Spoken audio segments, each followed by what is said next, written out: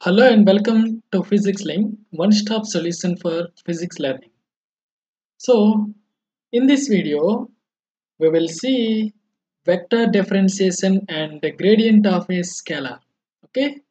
ఈ వీడియోలో మన వెక్టర్ డిఫరెన్షియేషన్ సంబంధించి కొన్ని రిలేషన్స్ ఉన్నాయి, అవి నేర్చుకుందాం.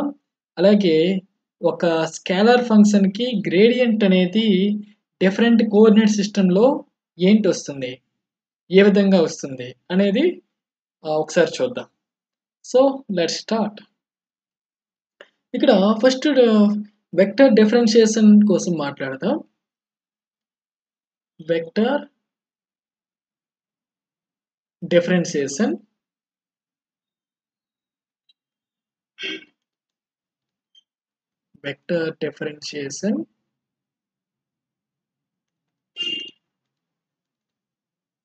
So first thing, d by dt of a bar plus b bar. Two vectors some తీసుకున్నాను, దానికి డెరివేటివ్ అప్లై చేసినప్పుడు సింపుల్గా డెరివేటివ్ని మనం టూ వెక్టర్స్కి అప్లై చేస్తే సరిపోతుంది ఇలా.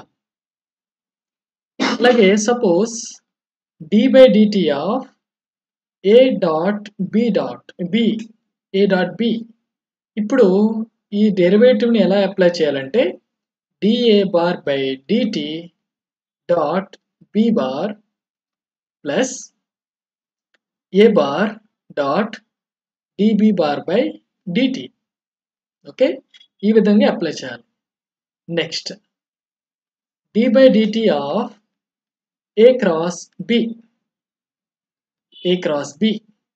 So this is equal to ఏమవుతుంది, dA bar by dt cross b bar plus a bar cross dB bar by dt.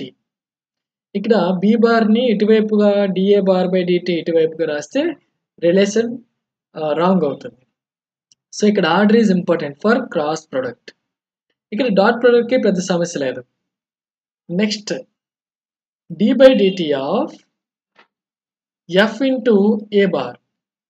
f అనేది ఇక్కడ scalar function, it is not a constant, it is a scalar function.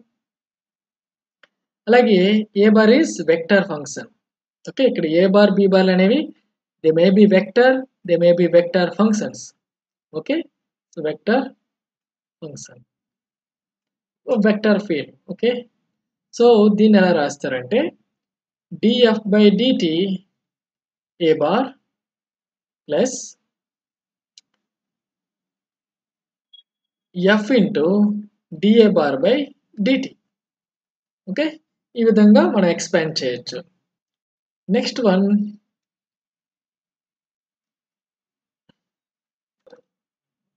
Vector differential operator. Vector differential operator, vector differential operator.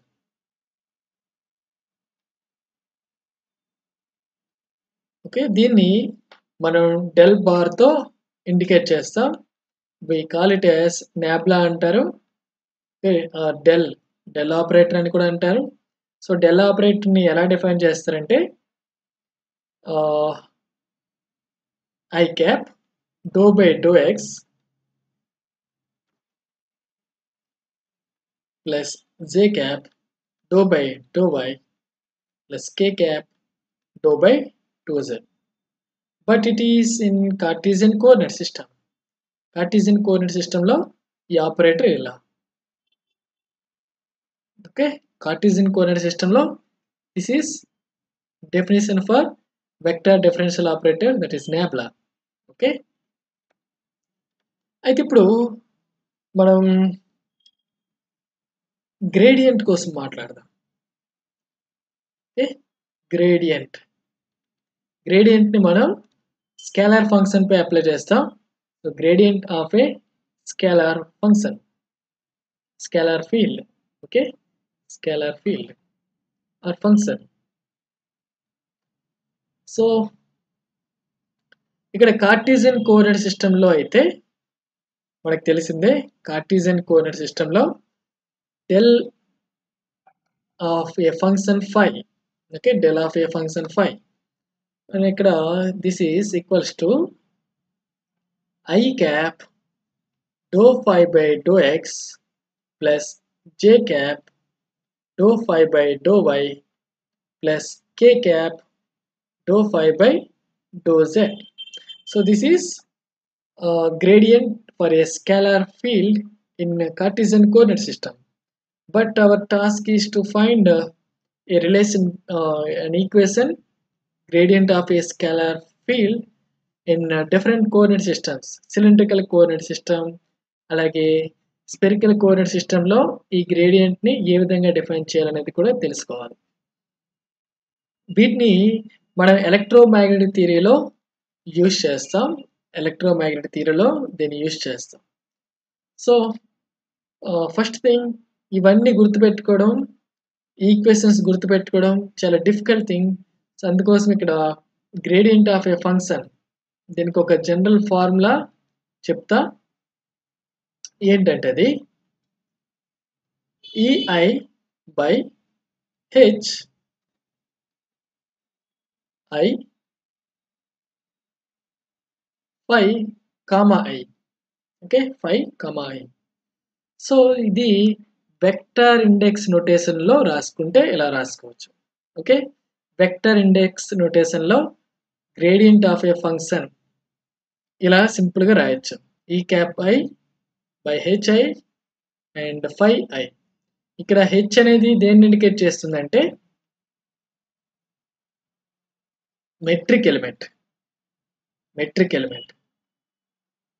అలాగే ఈ cap I, ఈ cap ఇది దేన్ని indicate చేస్తుందంటే unit vector. Okay, so ఇప్పుడు దీన్ని యూజ్ చేసుకొని మనం ఏ విధంగా రాయొచ్చో చూద్దాం. ఇక్కడ ఫస్ట్ థింగ్, వెక్టర్ ఇండెక్స్ నోటేషన్ని మనం ఏ విధంగా ఎక్స్పాండ్ చేయొచ్చు అంటే, ఇక్కడ 3 డైమెన్షనల్ కోసం మాట్లాడుతున్నాం. సో I వాల్యూస్ అనేవి 1 to 3, 1 నుంచి 3 వరకు ఉంటాయి. సో ఇదే నోటేషన్ని మనం ఏ విధంగా రాయొచ్చు అంటే E1 cap by H1 and phi comma I. దీన్ని ఎలా డిఫైన్ చేస్తారంటే do phi by do UI. Okay, do UI. So this is 1 plus E2 cap by H2 dou phi by dou U2 plus E3 cap by H3 dou phi by dou U3. So this is the general notation for a gradient of a scalar function. Del phi equal to simply EI cap by HI phi comma I. Okay, this can be expanded as ఇలా రాయొచ్చు, expand చేయొచ్చు. So ఇప్పుడు Cartesian coordinate సిస్టమ్కి ఈ H ఏంటి, U ఏంటి, E ఏంటి తెలియాలి.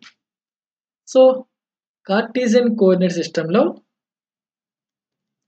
మెట్రిక్ ఎలిమెంట్స్ ఏంటి, H1 H2 H3 equal to 1 1 1.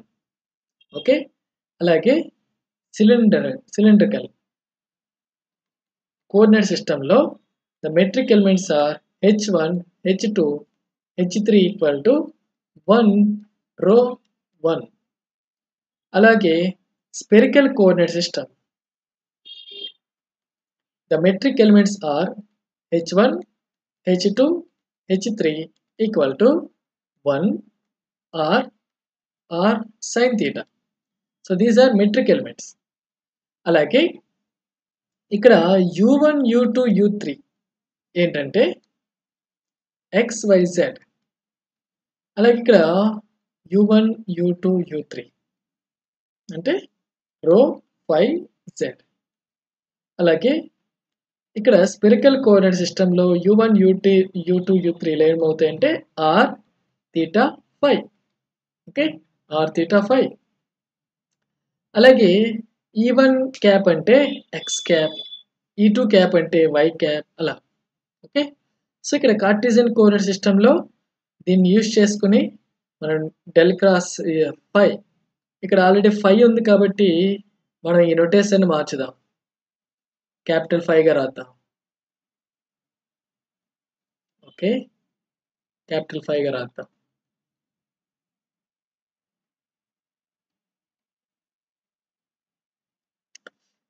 So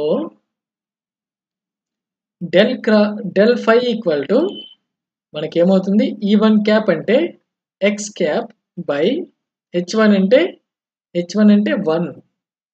1 do phi by do U1 అంటే x plus y cap by H2 అంటే ఇక్కడ 1 by into do phi by do U2 అంటే do y plus z cap by 1 do phi by do z.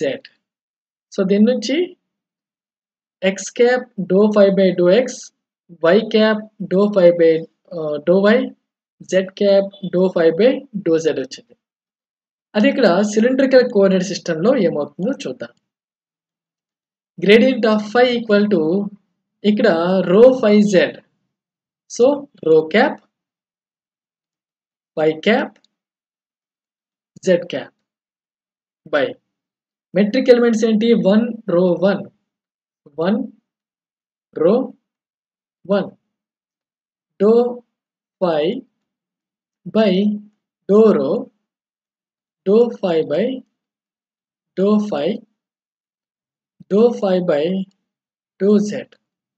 Okay, so this is gradient of a function in cylindrical coordinate system. Okay, అలాగే spherical coordinate system లో gradient of phi equal to in spherical coordinate system r theta phi. So r cap theta cap phi cap. అలాగే do ఫై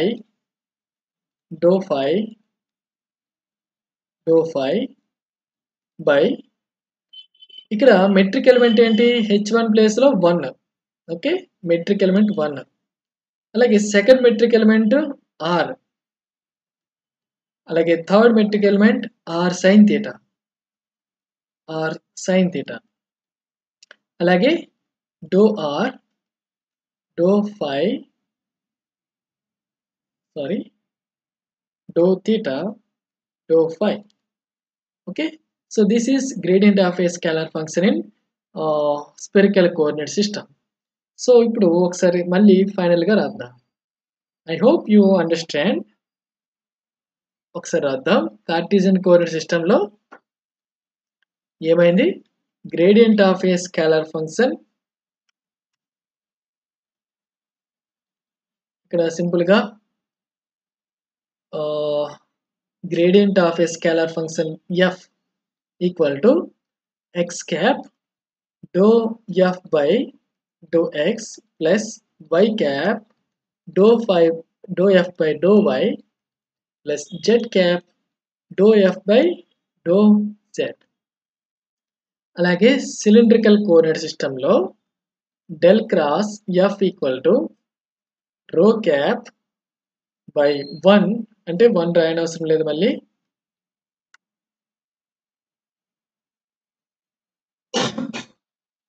1 రాయనవసరం లేదు.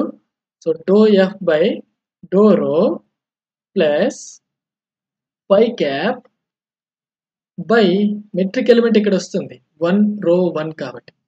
So రో do f by rho 5 plus Z cap by 1 అంటే 1 అంటే రాయనవసరం లేదు. So dou f by rho 5z. So this is gradient of a scalar function f in cylindrical coordinate system.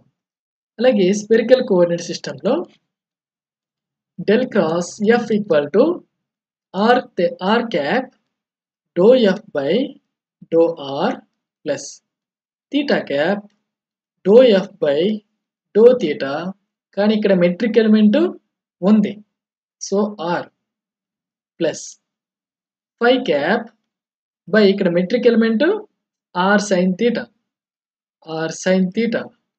So dou f by dou r theta phi. So these are gradient of a scalar function in different coordinate system. Gradient of a scalar function